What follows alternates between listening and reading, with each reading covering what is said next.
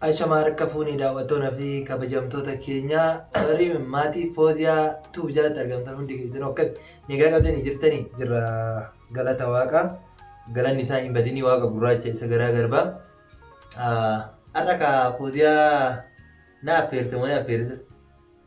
Okay, anumatu affeere mudannoo isii ka dhiyoo isinii waraabirratti jechuudha baay'ee waan nama ajaa'ibsiisuu fi akka barumsa sirraa argattan abdiin qaba. Sammalee jechuudha warri asitti mudannoo akkasitti nullee mudatee jedheetiin jalatti nuuf barreesse ka qabadhee isin dhufetu jira. Mee dursa ka Fooziyaan nagaa isin naa jettu achi booda walitti deebina. Ashamaa harka fuunee daawwattootaa fi kabajamtoota keenya akkam jirtanii nagaa jirtanii isin jenna. Nuti nagaa qabna. Ani nagaa qaba sinirrii baga nagaa naa taatan isin jedha. Tole daawwattoota keenya irraa dhageettanii jirtan jechuudha. Fooziyaalleen akkasii nagaa qabdii kun nagaa qabaannaan nu dhufte. Anis nagaa qabaannaan nu dhufe waaqni gurraachi jechuudha har'aan nu ga'ee jira. Ufdurallee akka inni bakka nu ga'u abdiin qabna. Mee mudannoo dheengaddaa keessaa mucayyoon takka yookiin dhiiras ta'uu danda'a yookiin dubaras ta'uu dandeessi. Oromiyaa tiyya harmeetoo jedha maqaan chaanaala isii jechuudha. Anillee mudannoo hin qaba kiisa fidi jennaan jedhee kiisi irra jira. Jedheeni gaafa tokkollee saalaa keessaa uffata baasi naan jennaan hin baasa jedhee qassaalaa harka na nyaatee oolee osoo namtittiin na bira jiraatu baattee silaa harki kiyya dhabee oolee jettee umrii ishii waggaa 14tti biyyaa baate jechuudha. Kanaaf ka baga rabbi si baasee jennaani warreen ka waan akkanaa qabdan mudannoo bareeda akkanaa qabdan jechuudha karaa jalaatiin naa barreessa. Kanaaf ka Oromiyaa tiyyaa harmeetoo ka jedhu jechuudha. Baay'ee galatoomi siin jenna mudannoo ajaa'ibaatii baga rabbiin si baasee harka keessirraa muree oolee siin ja'a. Tokkos maqaan isaa baay'ee nama dhiba. WW jedhee deemaa beekte baay'ee nama dhibaa maqaan kuni. Qajeelan hin barreeffne wayyoo anillee akkuma kana ta'ee ani immoo bishaan fidi naan jennaan mooyyee kushiinaa keessa jira shunkurtii adii itti tumu biyya keenyatti garuu buna itti tumu maaloo kan koo immoo hin dhumuyyuu jette erga kan dhumne taate maaliif baay'isitee jalatti nuuf hin barreessine siin jenna. Maqaan chaanala keetii immoo baay'ee nama dhibaa WW jedhee deema. Kanaaf kaatis galatoomi siin jenna. Mee Foozii haa ta'u maal jettaa asirratti mudannoo akkana bareeda kanatti jira. Kan biraas ni jira asirra jechuudha. Siif dubbisaa mee ati mudannoo keetii walitti si dhufee sitti fakkaatamoo maal jettameeti? Mudannoo namni kamiyyuu mudannoo garaagaraa qaba waan ta'eef mudannoon hedduu namatti tola. Waan inni namatti toluuf mudannoo san keessa darbanii har'a akka waan oduu durii tokko taasifamaati jira waan ta'eef mudannoon bareedan irra hin jiraatan nama sammuu namaa kana cinqurree hin jira waan ta'eef yeroo saniif nama cinqan malee yeroo amma keessa jiru kana garuu yeroo san bira tarree har'a waan akka mudannoo keenyaan akkanaa ture jennee waan haasofnuuf mudannoon dabarsuun dirqama waan dabarsan immoo dubbachuun anuma jiru waan ta'eef hedduu namatti tolaa jedhan. Tole ka erga hanganii jetteen boodas ammas mudannoo nama tokko bira sii buusa. Yaasir jedha maqaan Yaasir jedha. Mudannoon akka kootiitti of jettee wallaahi ana madaamin tiyya ijoollee nyaata hojjedhu mana qulqulleessi jennaan waan ijoollee waliin rafinaan jette se'ee ijoollee isii wajjin rafee mana osoo hin qulqulleessin nyaatas osoo hin hojjetin oole namtittiin naan lolte jette baga lola isiisen jalaa baate jennaani. Mee kana waa'ee isii kanarratti jechuudha mudannoo isii kanarratti mee si waan akkanaa kun hoo waa'ee nyaata godhifaa siin jedhanii osoo nyaata godhin fa'aa eedee jira mee asirratti wanni ati yaadattu maaltu jira mee? Ana nyaata godhina eeginaan hin jenne. Nyaata kanarratti wanni nan yaadadhu akkan dura dhufeen indaaqqoo lukkuu jechuudha. Lukkuu naa dhiqinaan jettee maaliif afaan ishiitiin odoon ta'een akka nama duudaa wayititti na dubbistee waan ani itti dhiqu akkatti natti agarsiistee akkan itti dhiqu natti agarsiistee lukkuu dhiquu ka biyyattis waan beeknuuf lukkuu dhiquu hin beekna. akkuma biyyaa sanitti ani lukkuu tana sirriitti dhiqeetan seeraan ashaboorree itti godhee soogidda jechuudha. Leewumirree itti cuuffee lukkuu tana qabeetuman akkuma biyyaa sanitti dhiqaati jira. Tanuma keessa dhuftee harritteet lukkuu tana narraa fuutee zubaalatti gadi darbitee qoshaashatti jechuudha. Maaliif dhiquu keessan ittiin toliin immoo maali? Dhiquun kiyya ittiin tolle maraqa irraa fixxee naan jettee maraqa waggaa jettu natti nan beeka garuu yeroo sanitti waan akka yaada sammuu kootitti waanan irraa dhiqee dhangalaasisan maaliif gannayxee naan jettee dheetan yaadeen. Ishiin garuu maaliif sirriitti dhiqxaa mi'aa ishii irraa balleessitee naan jetteetuma lukkuu tana narraa fuutee darbitee jechuudha. Achumanan aareetoo taa'ee teenyaan dalabduu haadha isheetitti bilbiltee harrattee akkana dubbisii jettee micayyoon na dubbistee maaliif lukkuu akkatti dhiqxaati naan jette. Lukkuun ofiishiitiinuu ina joofti waan ta'eef dirqama akkatti dhiqamu qabdi. Biyyaan alan dhiqee akkuma dhiqanittan ishii dhiqeen jedheen.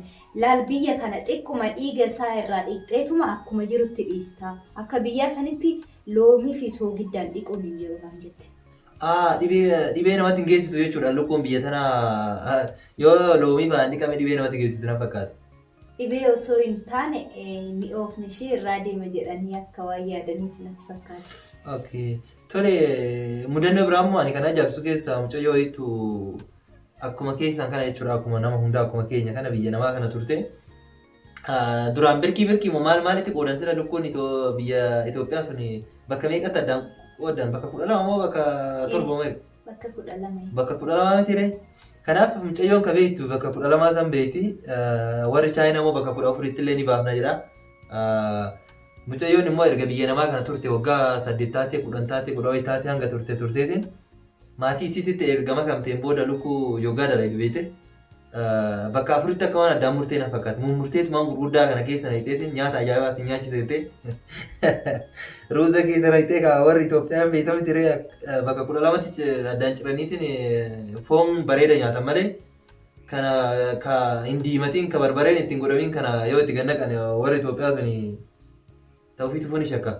Akkasitti bakka 4 maalitti addaan murteetiin ruuza kana keessaa yoo lukkuun akkasi biradistii keessaa gadi utaaltu maatiin isaanii akka waan iyyanii na fakkaate obboleewwan beeyte ni iyyan. Maali mucayyoon hima raatti moo mee waa'ee kana waa hubannoo xiqqoo irraa qabaata osoo xiqqoosi daawwattoota keenyaaf himte baay'ee natti tola waa'ee mudannoo kanaa tura. Ta'utu mala innis maalinni biyya kana keessa yeroo baay'ee amma ani ofii kiyya fakkeenya ona fudhadhe akka biyyaatitti nan hojjedha onan jedhe baay'ee akka biyyaa sanitti hojjechuu hin danda'u. Nyaata hojjechuu osoo hin taane akka biyyaa sanitti mummuruu hin danda'u. Asitti immooyyuu waan tokko waan beekuu qabnu waan fedhes yoo ta'e hanga fedhes immooyyuu biyya namaa kana keessa oo hangamta akka turre aadaa keenya san dagannaa jennee yaaduu qabna. Ta'utu mala dagachuutu mala garuu kaanii akka yaada kootitti hin dagatan jedhee too yaadu hin beeku. Akkas ta'utu mala garuu waan kanaanirree nan beekaa wanti akkanaa nyaata akkan hojjettu barbaanna biyya biraatirraa dhuftee nyaata kee irraanii hoggaa jedhanii warri anatu isin hojjetaa waxii hindaaqqoo ajaa'iba tan yeroo muraasa keessatti sa'a muraasa keessatti dafee tasiniin ga'u jettee akkuma biyya arabaatitti bakka 2 bakka 3 goonee hojjennu sanitti hindaaqitti kat gooteetuma itti nannaquudhaan daftee geechistee fi oolaala warri biyyaa Indaaqqoo takka irratti shunkurtii kiiloo meeqa akka fixan hundi keessanuu amma beektasanii asitti akka nuyi fayyadamnutti akka arabootaatti mataa takkitti shunkurtii hangam takka akka fayyadaman isinis hin beektan kanatu jira waan ta'eef jechuudha. Kanaaf malee gaafa biyya galan dalagaan isin duraan daladde isin harkaa badaa jechuu feetetti moo? Ani hin dagatan jedhee hin yaadu. Hangas mara hin beeku. Yaadni nama hundaatu tokkoo miti. Imbada jedhee too yaadu hangas mara imbadu. Okay, tole galatoomii ammas mudannoo wayii mucayyoon takkaa jechuudha. Hayaati jedha. Mudannoo jechuudha dallaalli isii godhe keessa tokko as jalatti naaf barreessitee jirti. Isilleen umriin isii kara biyya baqaa kana osoo hin gahin na fakkaate. Kiiloon isillee baay'ee xiqqaadha na fakkaate. 35 akkana ta'uun oolu dhiifama naaf haa gootu amma yoo furdachuun ooltu. Amma yoo furdattee jirti na fakkaate kiiloo 70 takka ni taati jedhee yaada amma. Sa'a sanitti anillee dhagaa kiisii kaawwadhu naan jedhee jetti akka kiiloo hin kufnetti jechuu feeteti. Kanaaf Hayaat mudannoo kee kana galatoomi. Yeroo san kiiloo 35 akka taate natti fakkaata. Amma immoo yoo na fudhattee jirta yaa'u kiiloo 70 takkanii taataan jedhee abdiin qaba. Galatoomi siin jedha Hayaat teenna. Kara mudannoo lammataa yoo kakuun nu taate immoo barri mudannoo kootii jetti bara 2005 akka lakkoofsa biyya keenyaatti jechuudha jettee mana madaamii tiyyaa erga seenee booda gaafa guyyaa sadaffaa kootii tallaajaa fidii naan jettee ani immoo tallaajaa ani isin beektu jechuudha firiijii akka ta'e dhaga'ee malee feermuuzii ta'ee hin barre jettee hin barre ture.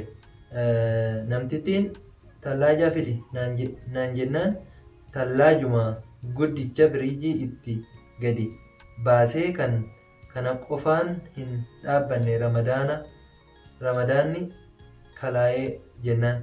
Kana qofatti hin dhaabbanne ramadaanni kalaa'ee jennaan jettee isiin illee eenyu maqaan isii Roomaan Oromoo Lij maam jedha. Kanaaf galatoomi Roomaan teennaa yaada nuuf qooddeef. Mudannoo kana biyya kanattis mi'atti waa'ee mudannoo tallaajaa kana mee waan beekturraa osoo hiriyoota keetiif osoo asumaan beeksiftee baay'ee natti tola. Mee waa'ee mudannoo tallaajaa kana waati moo maal jettu? Mudannoo kana asittirree nama wayii muddatee ture. Ana osoo hin taane ijoollee waliin hojjennu wajjin. Koomentii kana inumaa ishii ta'uun hojjetan barreessitee hidhee fayyaadee waggaa dhagahuu jechuudha. Nama ja'a isaaniif hojjennu turre. Hundi keenya hojii kophaatti qabna. Warra abbaa qabeenyaati guutuun isaaniitu hojii keenya kophaatti hojjenna jechuudha. Warra abbaa qabeenyaa waan ta'aniif micoo reefu haaraa biyyarraa dhuftee galgala yeroo teessaan akkatti micayyoo tana waan mana keessa jiru afaan barsiisaa daftee baratti nun jetteniiti mana. Kanuma keessa hundumti keenya hojii keenyatti deemnee jira waan ta'eef micayyoo sun qofatu ni tatti biratti hafee shaayii daffisuudhaafanii keessummaan hin dhufaa tallaajaa naaf fidii fooqidhaa jetteniiti. Jennaaniin micayyoon baateetuma fooqidhaa tallaajaa akkuma jedhamu tallaajaan tan biyya kanaaf firiijiinis tallaajaa sayiitis tallaajuma jechuudha. Oluma baateet tallaajaa guddaa kana dhiigdee waggaa gadi itti fiduudha jettu darajaarraa akkasitti odoo micaa'oon bira ga'iin tallaajaan konkolaataa miti bira ga'ee jechuudha. Tallaajaan isa xiqqaa akkatti juusii minaamina waan akka asiiraa keessa kaa'anii jechuudha. Waa asiiraa waa juusii kun konkolaataa isatti bira dhaqee kanuma keessa micayyoon achi mataa qabattee waggaa iyyitu hundi keenyaa maaltu dhufeennee rifannee waggaa dhuftu itti dhufnu habashaan majinuun habashaan maraataadha godina gootee jettee waggaa iyyitu. Kun mana fincaanitti seenee ulaa cufatee kolfa ture. Immoo rifaatuudhaan dhaabbata. Micaa'oon achumatti gugguudee rifattee to'a. Tole atillee juusima tallaajaa san keessaa utaalee qabdee dhuydee naan jedhanii addunyaa asirratti waan jettame. Nakkiin dhumne booyyee yeroo sananii hin beeku na ajaa'ibee maaliif ani micaa'oo dura seenee ol caaluu ji'a tokko duran ishii dura jira mana sanitti jechuudhaan irree. Kanaafuu afaan ni caccabsataa jechuuti. Mana biraa dalageen ture waan ta'eef nan beeka xiqqoo afaan. Baay'ee namatti tola. Mudannoo baay'ee bareeda namatti tola. Kanaaf mudannoon guyyaa har'aa kun kana fakkaata. Mi'a ta'u wanti asirratti hiriyoota ta'e warra asirratti yaada mudannoo isaanii kana sii dabarsanii amsir homaa miti wanni hundi wanni hin dabarre hin jiru siin jaa jiranii.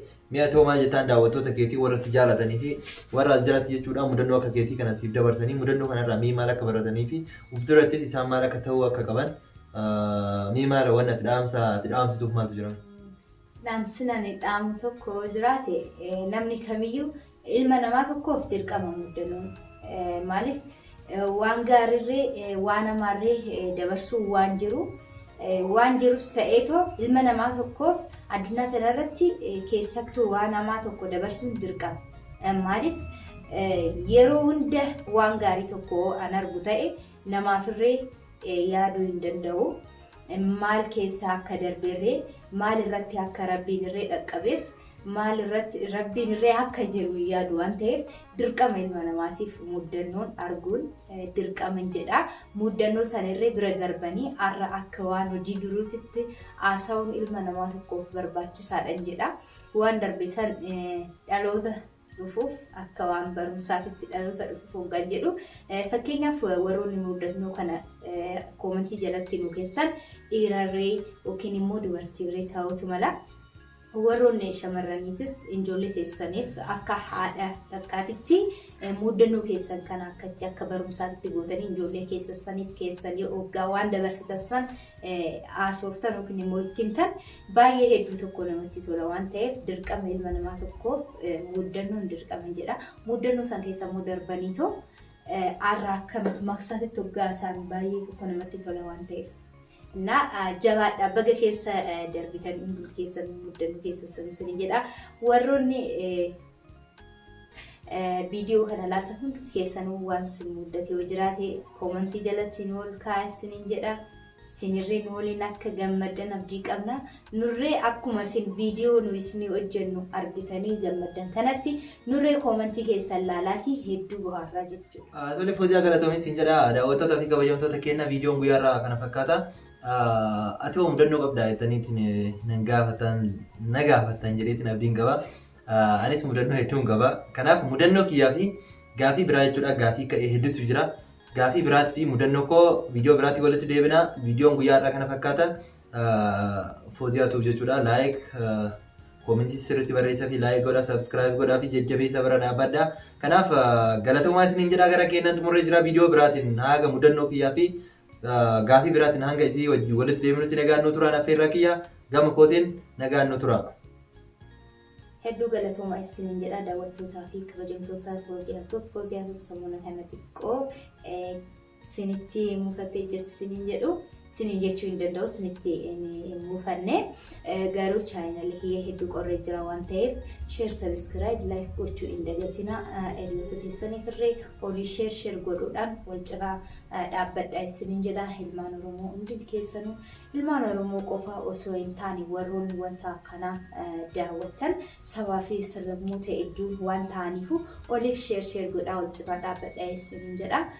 Bakka jirtanitti nageenyi kiyya sinaa dhaqqabu. Assalaamu alaikum warahmatullahi wabarakatuh.